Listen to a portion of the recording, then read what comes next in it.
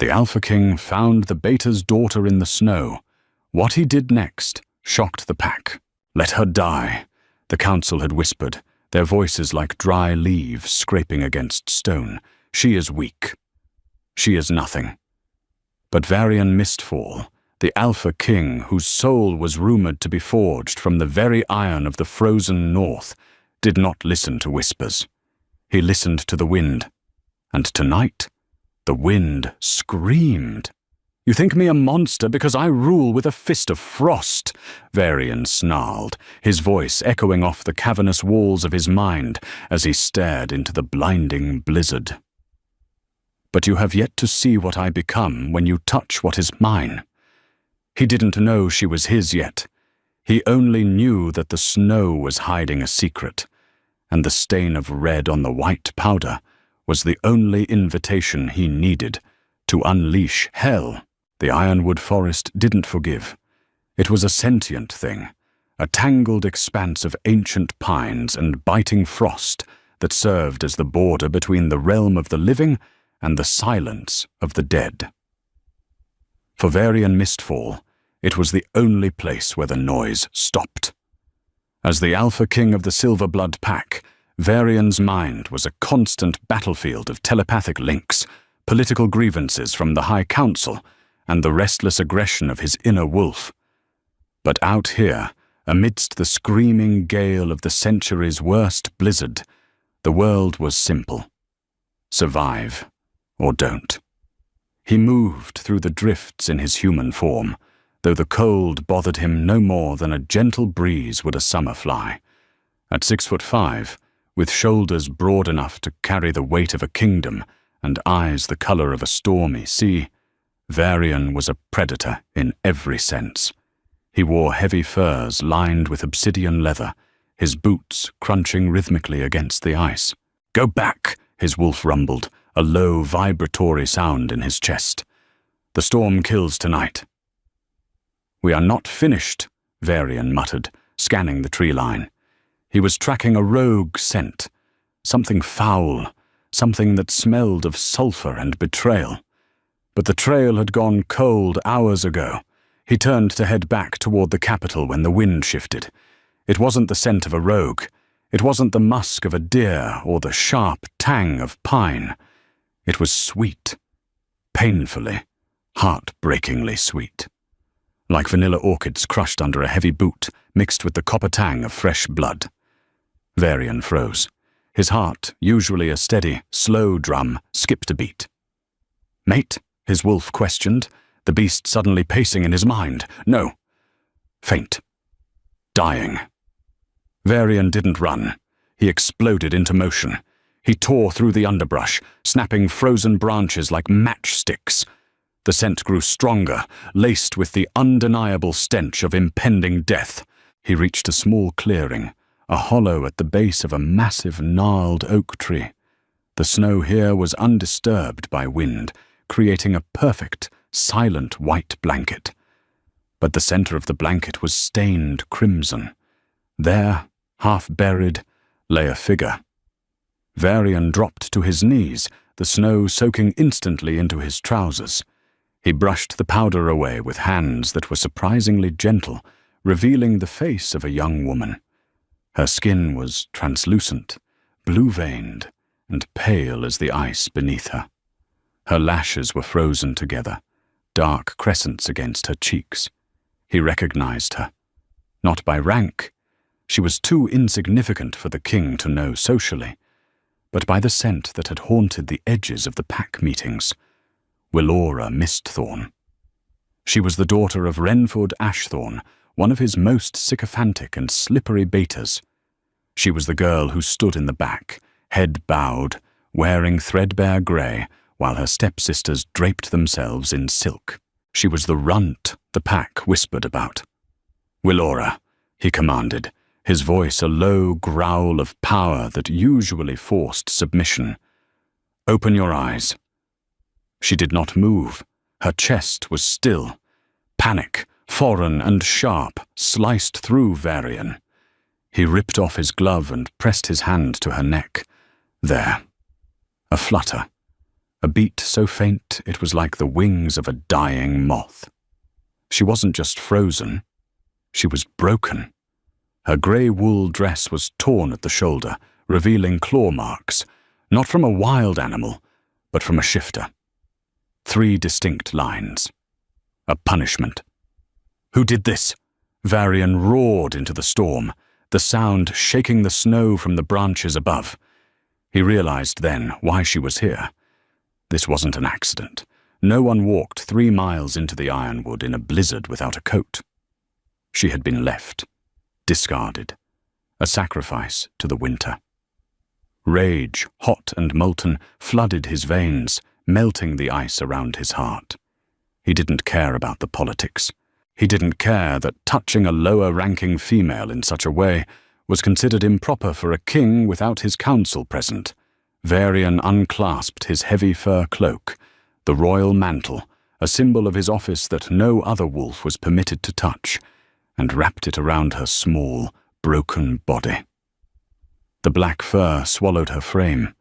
He scooped her up into his arms. She weighed nothing. She felt like a bird made of hollow bones and sorrow.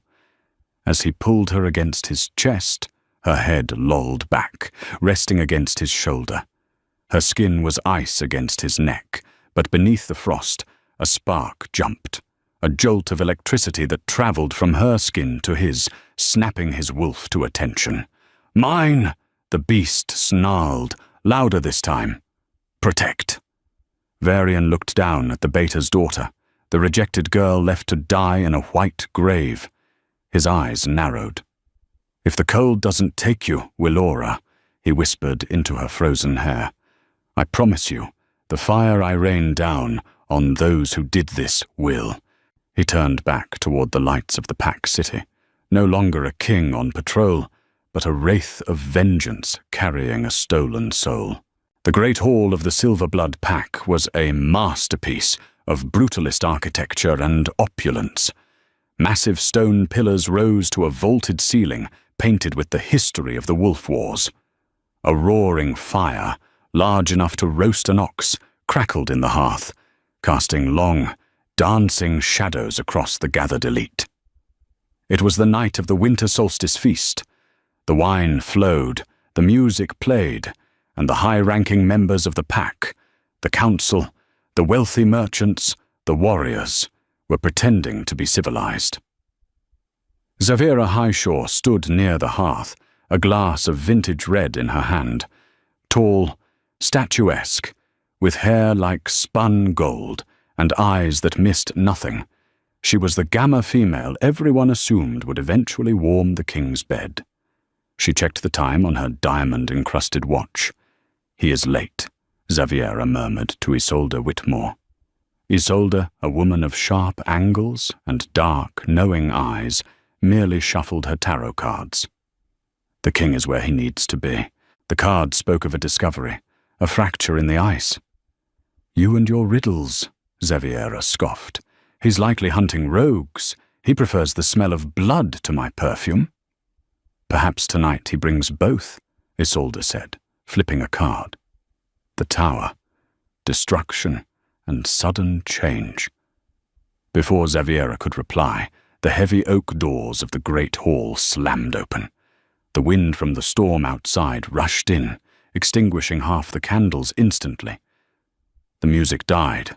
The laughter stopped. Standing in the doorway was Varian Mistfall. He looked like a god of war carved from shadow. Snow clung to his hair and shoulders. His face was a mask of terrifying fury, but it was what he carried that sucked the air out of the room. Wrapped in the king's own cloak, clutched tight to his chest, was a woman. A collective gasp rippled through the hall. "Is that?" someone whispered. "A corpse?" Varian strode into the room, his boots leaving wet, muddy tracks on the pristine marble. He didn't look at the council members. He didn't look at Zaviera. He walked straight toward the massive hearth. "Clear the space!" he bellowed. The command hit them like a physical blow. Wolves scrambled back, overturning chairs and spilling wine. Varian knelt before the fire, placing the bundle gently on the bearskin rug. He peeled back the heavy furs. Willora Mistthorn lay there, pale as death, the claw marks on her shoulder, stark and angry against her skin. "Willora?" The voice came from the back of the crowd. Renford Ashthorne, a balding man with nervous eyes and a penchant for gambling debts, pushed his way forward. Beside him was his second wife, a woman with a sneer permanently etched onto her face. Renford looked at his daughter, then at the king, and the colour drained from his face. "My king, we thought she had run away." Varian stood slowly. He turned to face Renford. The silence in the hall was deafening. "Run away?" Varian asked, his voice deceptively soft. "Without a coat? In a blizzard? 3 miles deep in the ironwood?" Renford swallowed hard. She has been unstable, my king. A difficult child, prone to hysteria." "She smells of fear," Varian said, stepping closer to the trembling Beta. "And she smells of your house." He inhaled deeply, his eyes flashing gold, the sign of the wolf surfacing. "And looking at the wounds on her shoulder, she smells of a struggle." "It was an accident," Renford's wife blurted out, then clamped her hand over her mouth. "An accident," Varian repeated. He looked at the crowd. "Is it the custom of the Silverblood Pack to leave our wounded children to freeze in the dark?" "She is a nobody," Xaviera spoke up, stepping forward, her confidence masking her shock. "My king, surely you should not concern yourself with domestic disputes of the lower caste. Let the healers take her to the infirmary. You are shivering. I need, Varian interrupted, turning his gaze on Xaviera with such coldness she took a step back. "For you to be silent." The shock that went through the pack was palpable. The Alpha never publicly rebuked the Highshore family. Varian turned back to Willora. He knelt again, ignoring the dirt and the blood, and placed his large, warm hand over her heart. He pushed his own Alpha aura into her, a dangerous, exhausting transfer of energy meant to jumpstart a failing heart. "Isolde!" Varian barked. The dark-haired woman was already there, kneeling on the other side. "I am here, sire." "Can you save her?" Isolde's hands hovered over Willora. She looked up, her eyes wide. "Her spirit is tethered by a thread, Varian. She didn't just freeze, she gave up. Her will is broken." "Then fix it," Varian commanded. "I can heal the body," Isolde whispered, leaning in close so only the king could hear. "But you are the only one anchoring her soul. Look." Varian looked down. Where his hand touched Willora's chest, a faint golden glow pulsed. It wasn't just warmth, it was the mate bond. Faint, rejected, dormant, but there. The realization hit Varian like a physical blow. A beta? His mate? The moon goddess had a twisted sense of humor, but as he looked at her fragile face, he didn't feel disappointment. He felt a possessive hunger that terrified him. He stood up, scooping Willora back into his arms. "Renford Ashthorne," Varian announced, his voice booming to the rafters. "You are under house arrest until I determine if your daughter lives. If she dies, you will follow her." "My king!" Renford shrieked. "She is just a girl." "She is under my personal protection," Varian declared. "She will not go to the infirmary. She will be taken to the royal quarters." The room erupted. The royal quarters were sacred. No unmated female had ever slept there. "Varian, you cannot!" Xaviera cried out, abandoning protocol. "The scandal! The council will never—" Varian stopped. He turned slowly, holding Willora against him like a shield and a weapon. "I am the king," he snarled, his canines lengthening. "I am the council, and anyone who objects to my saving a member of this pack can challenge me right now." Silence. Absolute, terrified silence. Varian turned and walked out of the hall, carrying the Beta's daughter up the grand staircase, leaving a court of shattered expectations and rising panic in his wake. The royal chambers smelled of cedar, old leather, and the unique spicy scent of the Alpha King. It was a masculine, overwhelming sensory experience that was the first thing Willora noticed as she drifted up from the darkness.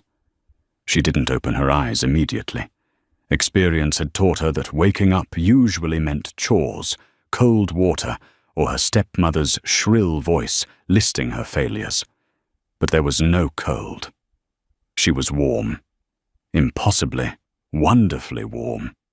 She felt soft silk against her skin and a heavy weight, a duvet, tucked around her. Am I dead? She wondered. Is this the moon goddess's hall? Drink. The voice was deep, rough like gravel, but quiet.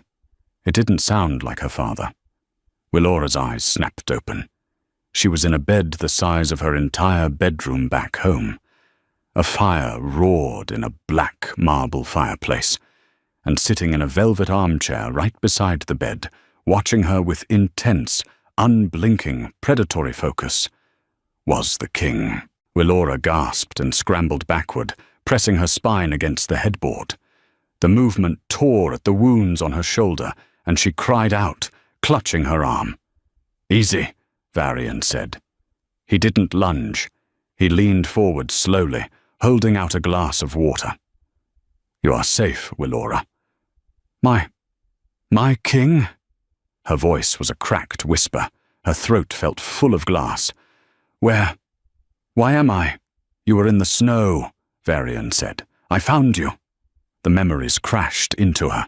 The argument, her father's drunken rage, the accusation that she had stolen the family heirloom, a lie planted by her stepsister, the claws, the door slamming, the command, don't come back until you freeze the sin out of you. She started to shake, violent, uncontrollable tremors. I have to go. He said I can't come back. You aren't going back there, Varian said. His tone brooked no argument. Here, drink. She took the glass with trembling hands. Her fingers brushed his. A spark, hot and shocking, jumped between them. Willora nearly dropped the glass. She looked up at him, her hazel eyes meeting his storm-grey ones. She saw the pupils of his eyes dilate. She saw the way his nostrils flared, inhaling her scent. He knows, she thought in panic. He knows I'm weak. He knows I'm broken. Why? She whispered. Why did you bring me here? The infirmary is cold, Varian finished, and crowded, and I do not trust the healers to keep your father away. My father is a respected beta, Willora said automatically, the script she had been taught to say for years. Your father, Varian growled, standing up and pacing the room, his restless energy filling the space, is a maggot who threw his child into a blizzard. Do not defend him to me, Willora. It insults my intelligence. Willora shrank back. The anger radiating off him was terrifying. This was the Alpha King, the man rumored to have killed a rogue leader with his bare hands. Varian stopped pacing. He saw her fear. He took a deep breath, visibly reining in his temper. He walked back to the bed and sat on the edge. The mattress dipped under his weight. Let me see your shoulder, he said softly. It's fine, she lied, clutching the sheet. Willora. It wasn't a question. Slowly she lowered the sheet. She was wearing one of his shirts. It swallowed her whole, but the top buttons were undone to reveal the bandages Isolde had applied. Varian reached out. He didn't touch the wound. He traced the skin just above it, his rough, calloused finger sending shivers down her spine. It will scar, he said, regret in his voice. I have others, she murmured, then bit her lip, wishing she hadn't said that. Varian went still. Show me. No. Willora. Please don't, she begged, tears filling her eyes. Please don't look at me. I'm ugly.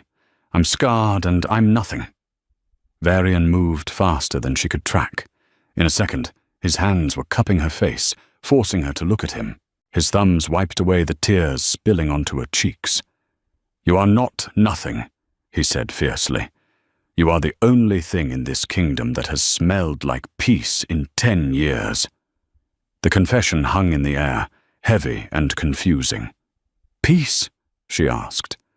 "I am a storm of bad luck. My father says, I don't care what he says." Varian leaned in closer. His face was inches from hers. She could feel the heat radiating from him. It was intoxicating. "You survived the cold, Willora. You survived the rejection. That is not weakness. That is iron." He looked at her mouth. For a heartbeat, Willora thought he might kiss her. The thought was insane. A king kissing a disgraced beta? But her heart hammered against her ribs like a trapped bird. A knock at the door shattered the moment. Varian pulled back, his expression hardening instantly into the mask of the king. "Enter." The door opened, and Isolde slipped in. She looked tired, her dark hair frazzled. She carried a tray of potions. "The fever is breaking," Isolde noted, glancing between the two of them with a sharp, calculating look. "But the council is restless, Varian.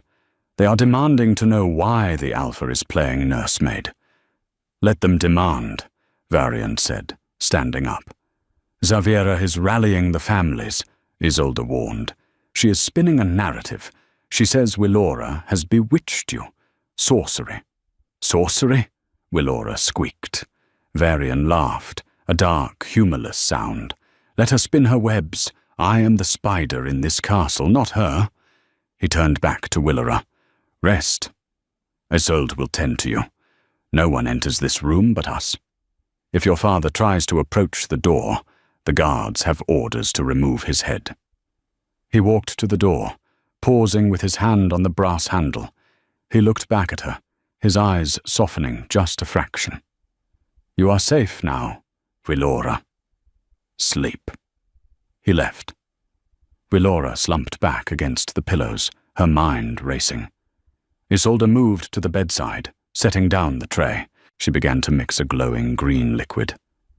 "He likes you," Isolde said casually. "He pities me," Willora corrected. Isolde stopped stirring. She looked at Willora with ancient, unsettling eyes. Varian Mistfall does not know pity. He knows duty, and he knows war. If he brought you here, it is not because he feels sorry for you. Then why? Isolde smiled, a crooked, mysterious thing. Because the prophecy said the king would find his heart in the ice. We all thought it was a metaphor. She tapped the glass against Willora's lips. "Drink. You'll need your strength. The snow has melted, little wolf, but the real storm is just beginning inside these walls." Willora drank the bitter potion. As sleep dragged her under, she could still feel the phantom pressure of the king's hand on her face and the impossible warmth of the name he had given her. 3 days passed in a blur of fever dreams and satin sheets. Willora drifted in and out of consciousness, always tethered to the waking world by the scent of pine and heavy, frozen iron. Varian. When she finally woke with a clear mind, the room was empty. Sunlight streamed through massive floor-to-ceiling windows, illuminating a space that was larger than her father's entire house.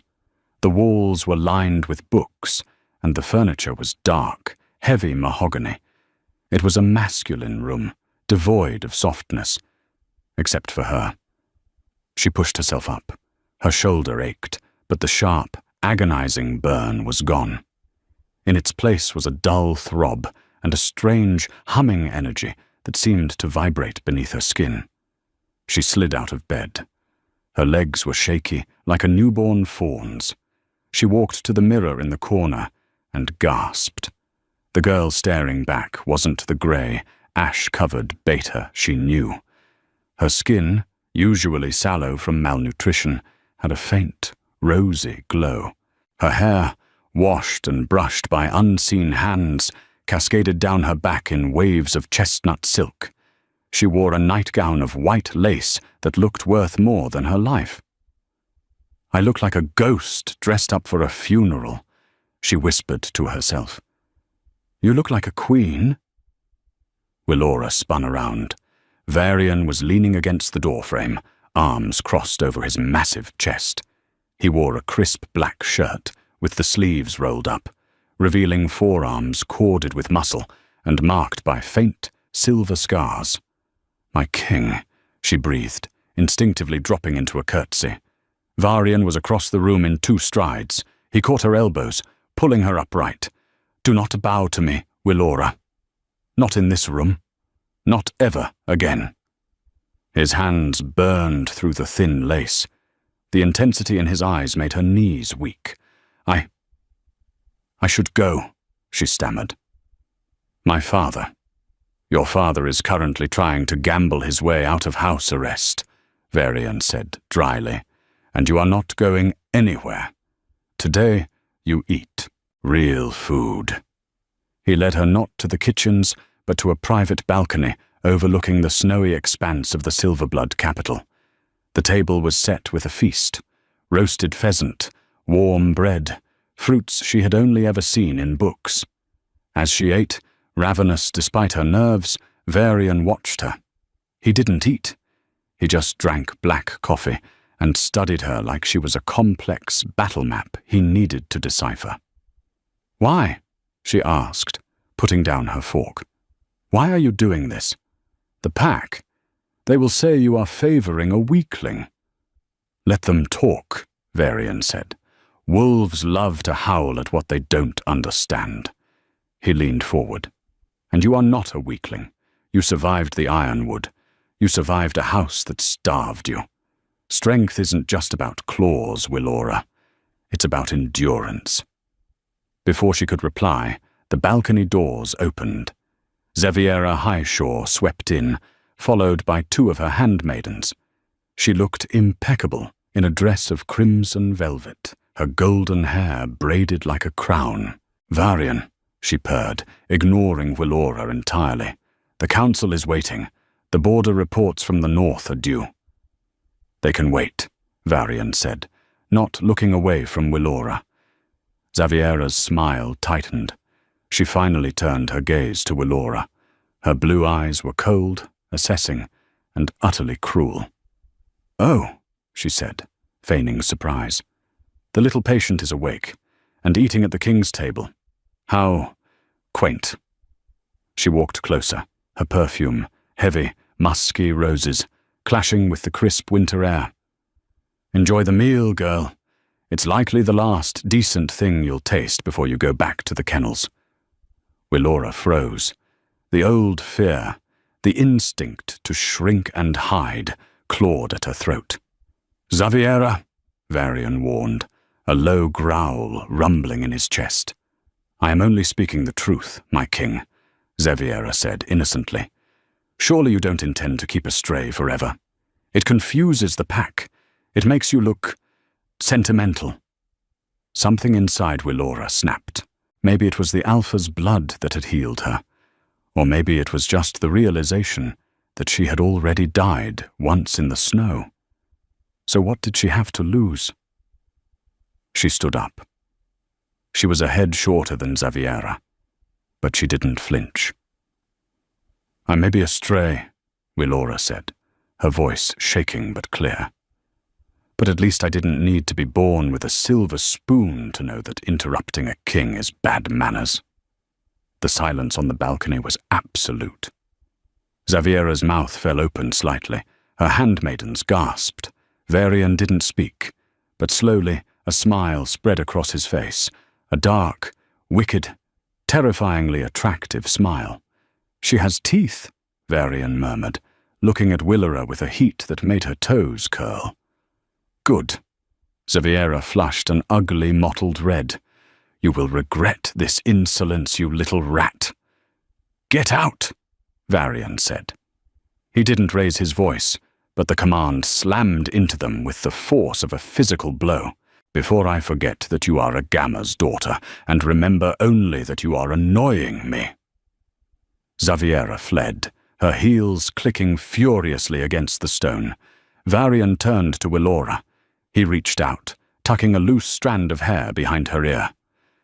"You have enemies now," he said softly. "Xaviera does not forgive humiliation." "I have always had enemies," Willora replied, looking up at him. "I just never had a shield before." Varian's eyes darkened. "I am not just a shield, Willora. I am the sword that will cut them down. Remember that."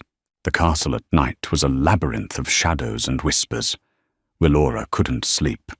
The luxury of the bed felt wrong, and her mind was racing with Xaviera's threats and Varian's promises. She wandered out of her room, down the long corridor that led to the west wing.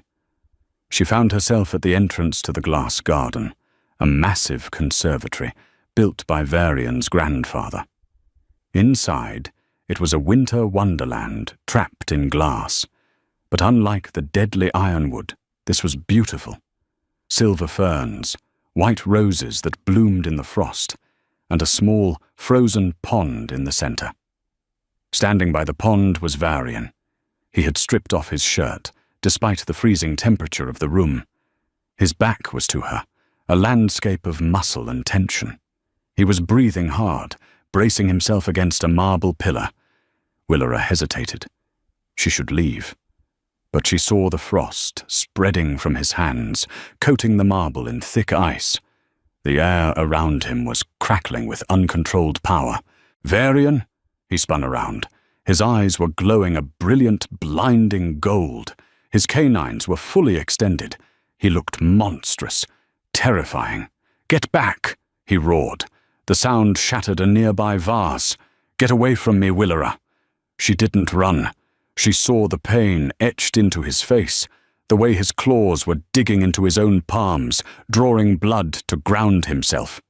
"You're hurting," she whispered. "I am dangerous," he snarled, backing away. "The ice, it takes over. When the wolf is agitated, the cold, it consumes. I will freeze you, Willora. I will break you." It was the curse. The rumor that the Mistfall line was cursed by a sorceress centuries ago, that their hearts would eventually turn to ice, and they would become statues of their own rage. Willora stepped forward. The cold coming off him was biting, stinging her skin. But she remembered the warmth she had felt in the snow. The spark. "No," she said firmly. "You won't." She walked right up to him. He was trembling, fighting every instinct to grab her, fighting the magic that wanted to lash out. Willora reached out and placed her hands flat against his bare chest, right over his thundering heart. The shock was immediate. Varian gasped, his head falling back. Where she touched him, steam rose. Her skin was a brand of heat against his permafrost. The ice spreading up his neck halted. The gold in his eyes receded, revealing the stormy grey beneath. "How?" he rasped, looking down at her. "The cold. It should burn you." "I'm not afraid of the cold anymore," she said softly. "I died in it. It knows me." Varian's hands came up, hovering over her waist, terrified to touch her. "You are foolish. You are a fragile little bird, walking into a wolf's den." "Maybe I'm tired of flying away," she countered. Varian let out a groan, a sound of pure defeat, and pulled her against him. His skin was freezing, but as he held her, he began to warm. He buried his face in her neck, inhaling deeply, grounding himself in her scent of vanilla and life. "You quiet the noise," he murmured against her skin. "The council, the pack, the curse. When you are near, it all stops. There is only you." He pulled back, his hands cupping her face. He looked at her lips. The air between them was thick, electric. Willora's heart hammered a frantic rhythm. She rose on her tiptoes, her hands sliding up his chest to wrap around his neck. "Kiss me," she pleaded silently. Varian lowered his head. His breath ghosted over her lips. He was so close she could taste the winter on him. Then he stopped. He squeezed his eyes shut and pulled away, putting a foot of distance between them. "I cannot," he said, his voice rough. "If I claim you now, if I mark you, you become a target for everyone. Xaviera, the council, the rogues, they will use you to get to me. I cannot paint a target on your back until I know I can kill everyone who aims at it. Varian, go back to bed, Willora," he commanded, turning his back to her, though his fists were clenched. "Before I lose the last shred of my honor and take you right here on the ice." Willora fled the garden, her lips burning with the phantom memory of a kiss that never happened, her heart aching for the king who was terrified of his own love. The winter solstice banquet was the most important event of the year. It was a display of power, wealth, and pack unity. This year, the tension was so thick it could be cut with a knife. Isolde had spent 3 hours preparing Willora. There was no grey wool tonight. Willora wore a gown of deep, blood-red silk that clung to her curves and pooled on the floor. It was backless, revealing the faint, silvery scars of the claw marks on her shoulder. A deliberate choice by Varian. "Let them see what they did," he had said. "Chin up," Isolde instructed, fastening a diamond choker around Willora's neck. "You are walking into a pit of vipers. Do not look at their fangs. Look at the king." When Willora entered the great hall on Varian's arm, the room went silent. Varian looked magnificent in his formal military dress, medals gleaming on his chest, but his hand was clamped possessively over Willora's, and his eyes dared anyone to speak. They moved through the crowd. Willora felt the stares. Jealousy from the females, confusion from the males, and pure hatred from the Highshore family. Renford Ashthorne was there, lurking near the buffet. He looked haggard. When he saw Willora, he started to approach, a desperate smile on his face. "Daughter," he called out. "My, how well you look." Varian stepped between them, a wall of black wool and muscle. "Back," he said simply. Renford scurried away like a rat. The night progressed. Willora danced with Varian, a waltz that felt more like a battle of restraint. Every touch was fire. Every look was a promise. Then the crash came. It happened during the toasts. Xaviera stood up, tapping a spoon against her glass. "A toast," she announced, her voice ringing clear. "To our king, and to his charity." The room tittered nervously. "It is so noble of Varian to rehabilitate the troubled," Xaviera continued, her eyes locking on Willora. "Even those who steal from their own kin." Varian stiffened. "Careful, Xaviera. Oh, but truth is a virtue, isn't it?" Xaviera motioned to the guards. "My father, the Gamma, reported a theft this morning. The Highshore family crest, a brooch of priceless emeralds. We found it 10 minutes ago." She paused for dramatic effect. "Hidden in the mattress of the guest room, Willora's room." A guard stepped forward, holding up a glittering green brooch. The room erupted. "Thief!" someone shouted. "She is a disgrace!" "Beta trash!" Willora stared at the brooch in horror. I didn't. I've never seen that before." "She is a liar and a thief!" Renford Ashthorne suddenly piped up from the back, seeing which way the wind was blowing and deciding to save his own skin. "She has always had sticky fingers. I tried to discipline her, but she is wild." "Arrest her!" Xaviera's father, the Gamma, demanded. "Pack law is clear. Theft from a high-ranking family is punishable by exile or branding." 2 guards moved toward Willora. She looked at Varian. His face was unreadable. A mask of stone. He believes them, she thought, despair crashing over her. He thinks I am what they say. The guard reached for her arm. Snap. The sound of breaking bone echoed through the silent hall. The guard screamed and dropped to his knees, clutching a wrist that was bent at an unnatural angle. Varian stood over him, his hand still outstretched. He hadn't just broken the wrist, he had pulverized it. "My king!" the Gamma gasped. "She broke the law." "I am the law," Varian roared. The sound was not human. It was pure alpha. It shook the stained glass in the windows. It blew out the candles. Shadows lengthened, wrapping around Varian like a living cloak. He turned to the Gamma, then to Xaviera. His eyes were no longer grey or gold. They were black, pitch-black voids of ancient, primal rage. "You planted it," Varian said. "It wasn't a question. You dared to enter my home, enter the room of my protected, and plant your trinket to frame her.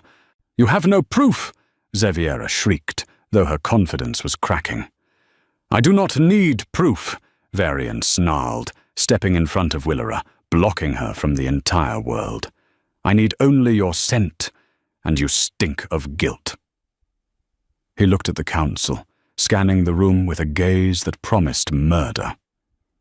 "You want to talk about pack law?" Varian's voice dropped to a terrifying whisper that carried to every corner of the room. "Fine. Let us invoke the old laws." Gasps of horror. The old laws were brutal. They were blood rights.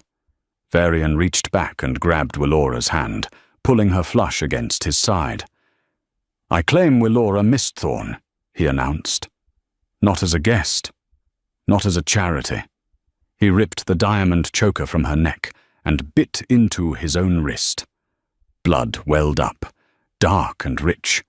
He pressed his bleeding wrist to her mouth. "Drink," he commanded softly. Willera hesitated. Then, entranced by the power rolling off him, she licked the wound. The metallic taste hit her tongue, and the bond exploded. It was no longer a spark. It was a supernova. Varian turned his bleeding wrist to the crowd, showing the mating mark that was beginning to form on Willora's neck in response to his blood. "I claim her as mate," Varian thundered. "She is queen, and by the old laws, anyone who accuses the queen of a crime without combat dies." He looked at the Gamma. "Draw your sword, Lord Highshore, or kneel." The Gamma looked at the demon standing before him. He looked at his daughter, Xaviera, who was pale as a sheet. Slowly, painfully, the Gamma knelt. One by one, the entire hall dropped to their knees. Even Renford, even Xaviera. Varian stood amidst the sea of bowed heads, the Alpha King of Winter, with the Beta girl clutching his hand, her lips stained with his blood. "The banquet is over," Varian said. "Get out." The silence that followed the banquet was not peaceful. It was the suffocating quiet of a holding breath. The great hall had emptied, leaving only the scent of fear and spilled wine. Varian didn't let go of Willera's hand. He led her out of the hall, not to the guest quarters, but deeper into the castle, past the heavy iron doors guarded by his elite sentinels. They entered the Alpha's private sanctuary, a sprawling suite carved from the mountain stone itself, draped in furs and lit by a fire that never went out. He closed the door and locked it. The click echoed like a gunshot. "Varian," Willora whispered, touching the drying blood on her lip. "What have you done?" Varian turned to her, his eyes still swirling with the remnants of the void. He looked exhausted, the adrenaline of the old laws fading to reveal a man carrying the weight of a mountain. "I have done what I should have done the moment I found you in the snow," he rasped. "I have made you mine, irrevocably. There is no going back, Willora. The mark on your neck, it is a target, yes, but it is also a crown." Willora went to a mirror. On the curve of her neck, where his blood had touched her skin, A silver crescent moon had appeared, intertwined with a wolf in profile. It pulsed with a faint, rhythmic light, matching the beat of her own heart. "They knelt," she said, disbelief coloring her tone. "Even Xaviera. Even my father." "Fear makes men kneel," Varian said, unbuttoning his military jacket and tossing it onto a chair. "But fear does not make them loyal. The High Shores will not accept this. Xaviera's pride is wounded, and a wounded predator is unpredictable." He walked over to her, his expression softening as he traced the line of her jaw. "Are you afraid of me? Of what I became in that hall?" "No," Willora answered honestly. "I was afraid for you. You looked lonely." Varian closed his eyes, leaning his forehead against hers. "I have been lonely for 100 years, little bird. Until you." Their moment of peace was shattered by the howling of sirens, a sound that hadn't been heard in the Silverblood capital for a generation. Varian's head snapped up. "The northern gate." A heavy pounding on the door followed. "My king!" It was the captain of the guard. "The perimeter is breached. Lord Highshore and his daughter. They didn't go home. They opened the gates. The rogues are inside the walls." Varian snarled, a vicious, terrifying sound. They would burn their own home just to rule the ashes. He turned to Willora, grabbing her shoulders. "Listen to me. You stay here. This room is the safest place in the kingdom. The stone is warded against magic. Do not open this door for anyone but me." "Varian, no!" Willora grabbed his arm. "You can't go alone. The ice, in the garden, you said it takes over when you fight." "I have no choice," Varian said grimly. He kissed her hard, a desperate, bruising kiss that tasted of goodbyes. "If I fall to the ice, if I don't come back as a man, lock the door and don't let me in."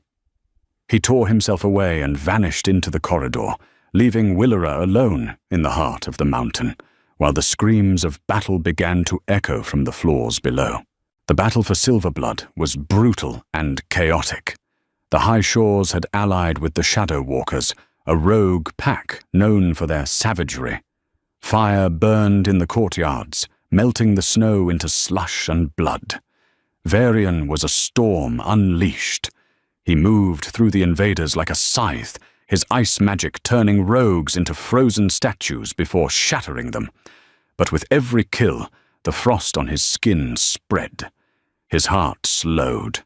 The man receded, and the monster of the prophecy, the living winter, began to take hold. Up in the sanctuary, Willora paced. The wards on the stone hummed, vibrating with the violence outside. She felt Varian's rage through the bond. It was cold. So terribly cold. He's losing himself, she realized. He's forgetting why he's fighting. Suddenly, the heavy oak door shuddered. Willora froze. Varian had the key. Another blow. The wood splintered. It wasn't a battering ram. It was magic. Shadow magic. The door exploded inward. Standing in the debris was not a rogue, but Xaviera. Her velvet dress was torn, her golden hair wild. Beside her stood Renford Ashthorne, clutching a serrated dagger, his eyes darting nervously. "Father," Willora breathed. "Don't look at me like that," Renford snapped, sweat beading on his forehead. "I have debts, girl. The High Shores promised to pay them all. I just have to deliver you." "You would sell me?" Willora asked, her voice trembling not with fear, but with a sudden, icy clarity. "After everything?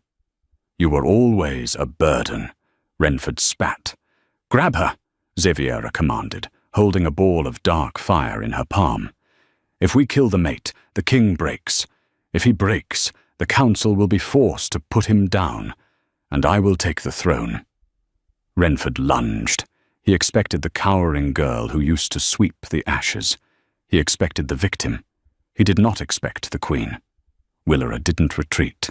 She grabbed a heavy iron poker from the fireplace and swung it with all the strength she had built surviving the ironwood. The iron struck Renford's wrist. The dagger clattered to the floor. He howled, clutching his arm. "I am not your burden anymore, father," Willora said, her voice dropping an octave. "I am the Alpha's mate." Xaviera screamed in frustration and threw the fireball. Willora dove, the heat singing her hair, and rolled toward the fallen dagger. She snatched it up. Xaviera advanced, eyes glowing. "You think you can fight me? I am a trained warrior." "You are a spoiled child throwing a tantrum," Willora retorted, backing toward the balcony. Just as Xaviera raised her hand for a killing blow, a roar shook the foundations of the castle. A massive white wolf, larger than a horse, made of ice and fury, leaped onto the balcony. Varian. But not Varian. The wolf's eyes were entirely white. No pupils, no soul. He was covered in blood that wasn't his own. He looked at Xaviera, and the air in the room instantly dropped 50 degrees.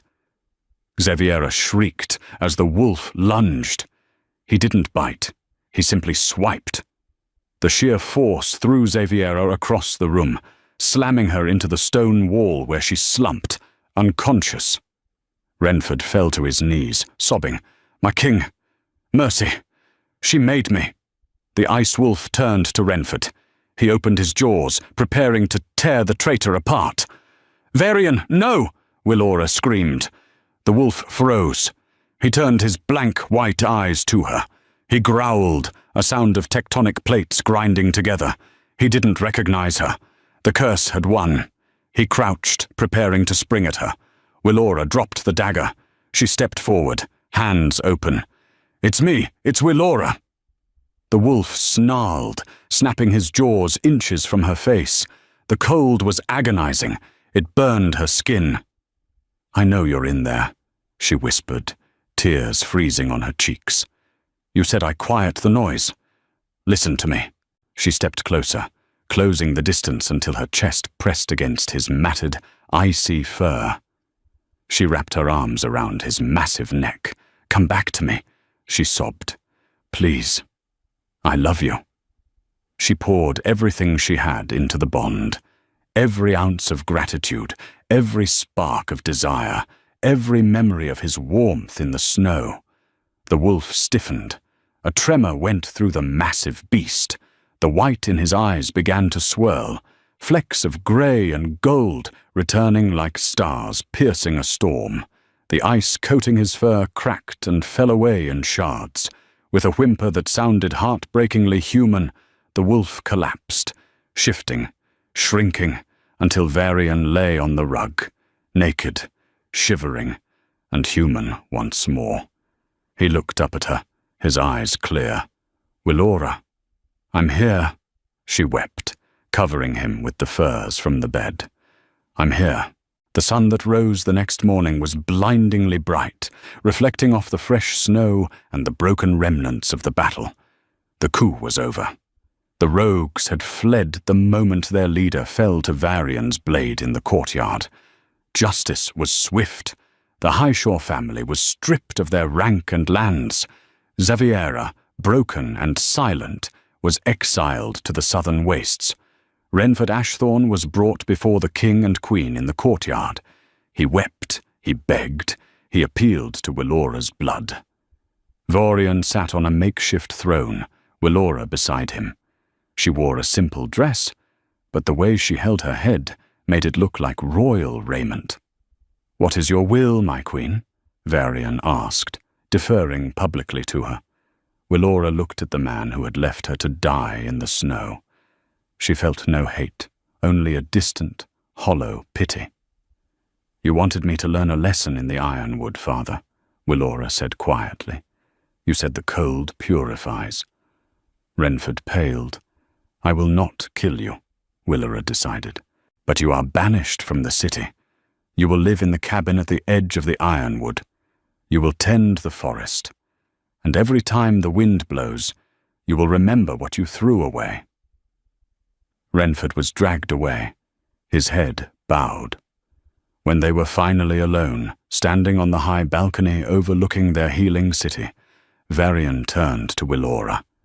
The fear that had haunted him for years, the fear of his own frozen heart, was gone. "You saved me," he said, awe in his voice. "The prophecy. The king will find his heart in the snow. I thought it meant I would find love, but it meant you. You are the heart, and you are the shield," Willora smiled, stepping into his arms. Varian kissed her then. It wasn't the desperate kiss of the night before, or the restrained almost kiss of the garden. It was slow, deep, and full of promises. It was a kiss of spring coming to a long winter. He pulled back, resting his forehead against hers. "Let them talk, my queen. Let them whisper. We have given them a story that will last 1,000 years. The alpha and the stray," she teased. "No," Varian corrected, his golden eyes shining. "The ice and the fire that melted it. The pack of Silverblood thrived under the reign of King Varian and Queen Willora. They say the winters became milder after that year, as if the land itself sensed the warmth radiating from the castle. Willora never forgot the cold, but she never feared it again, for she held the only fire that mattered. Their story reminds us that true strength is not found in the power to destroy, but in the courage to endure. It teaches us that even the most frozen hearts can be thawed by a love that is brave enough to stay when the storm hits. If this story warmed your heart, please like, share, and subscribe for more tales of romance, magic, and destiny. Let the moon guide your path.